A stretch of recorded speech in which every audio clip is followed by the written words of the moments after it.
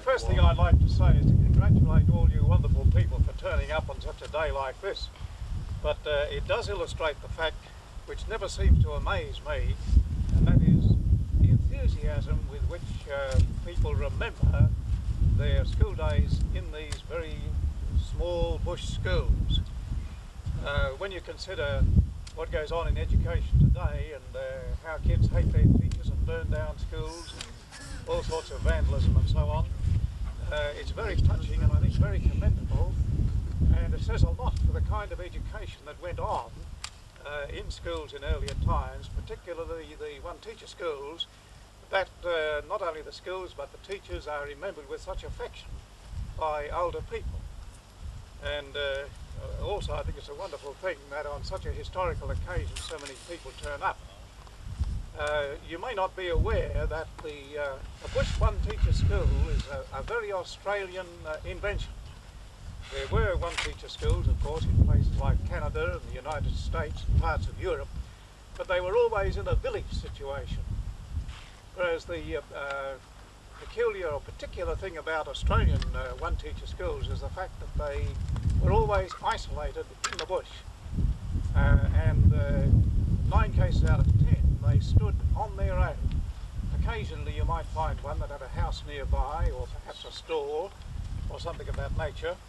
But the great majority of them stood on their own, very, very isolated, which created difficulties of accommodation for the teacher and so on.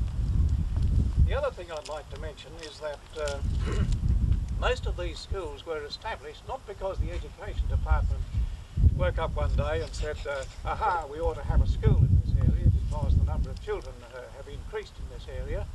The initiative came from the parents. In most cases, it was the parents who got busy and said, well, we need to have a school, our kids are growing up, we want them to have an education. And this illustrates also another point, that the opening up of the interior of Western Australia was to a large extent dependent upon the one-teacher schools, because there were many hundreds of migrants who came out from Great Britain who refused to go and take up land in the outback unless the government would guarantee that there was a school for their kids. They'd get up a petition, and certain things had to be included in the petition. First of all, they had to prove that there was enough kids for there to be a school, and in the beginning the minimum number was 10. Later on they dropped it to 8. And that had to be established in the first place. The names of the kids had to be written on the petition. The next thing was the site of the school. Now I heard there was a bit of an argument back at Tenindewa about where the site was. Well, now if you were in the southwest of the state, there's one almost infallible method of finding the site of a one-teacher school that disappeared, and that is look for a couple of pine trees. There was a rage at one time for planting ornamental trees on the front of the school, and they went in for pine trees. And the reason for this was that pine is a softwood, it's a timber which it was thought would be marketable in the years to come. And the idea was that the schools grew pine trees, then later on when they matured, they could be felled, the timber sold for school funds. I don't think it ever occurred at any time. But you can very often find the school site by these pine trees. Or perhaps sugar gums. That was another thing that was grown, not for the timber, but because they were a fast-growing tree and a very ornamental tree. Fixing a site was quite a problem. Parents would argue about where it ought to be. Naturally, each one wanted the nearest as they could to their farm or their place of residence. But usually it had to be decided by a school inspector who came and said, well, this is the most central spot, here is where it's going to be. And then you had to persuade, of course, whoever owned the land to sell a piece of it or to lease it or whatever. It's just pointed out to me that one of the ladies up the front here wasn't a pupil. Olga Linden is a daughter of one of the teachers that was here, Mrs. Petrov. She was here twice. The first occasion she was single, she was Jessie Cameron, and then she married and later come back as Jessie Petrov, and Olga Linden is her daughter. So the rest are pupils, and I wonder whether some of them have got some memories they'd like to share with us. How they came to school, did they ride or did they walk, or have any of you got any stories you'd like to share? Well, you hang on to Zora's hand. Well, All across there. I know there were stables just across there, is that correct? don't used to ride.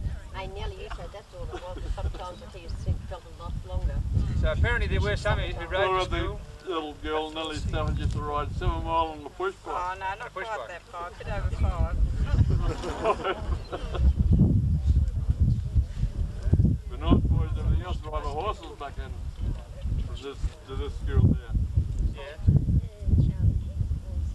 Charlie Keefe used to, his 3 children used to come in from out of Cockatoo. In the horse and sulky. Horse and sulky, yes. Yeah, unlike the Bindu school, there are still some remains of the school. The stumps are still quite evident behind there. There's also some stone garden beds, I would imagine, over to the left here, which you'll probably see in the. There's a photograph engraved on aluminium on the top of the plaque. You'll probably be able to recognise the stones that are over there in the photo that you'll see in a minute. So excuse me, Chairman, wasn't Mrs. Petroff the first one to start growing poppies here in the state school? Well, you know for sure, Henry. I don't know, it looked a pretty flower. Right, so I think without any further ado, we'll ask 2 of the pupils to withdraw the curtains and unveil the plaque. So the 2 nearest would like to poke their heads around the corner and draw the curtains back. Don't be shy, Zora. Go on, Dora, you've had a fair bit to do with what's going on. Zora, would you like to help on this side? Go on.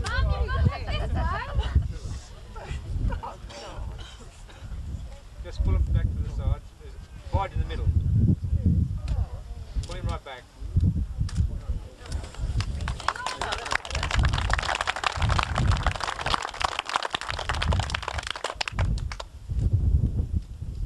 If you're wondering who the people in the photo are, there's an identical photograph over in the shop with the names below them, but perhaps Zora might remember who they all are, can you?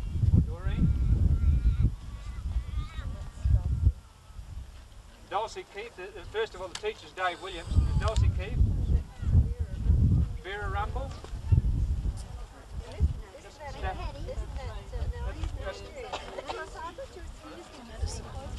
Right, Joyce. That's Bill.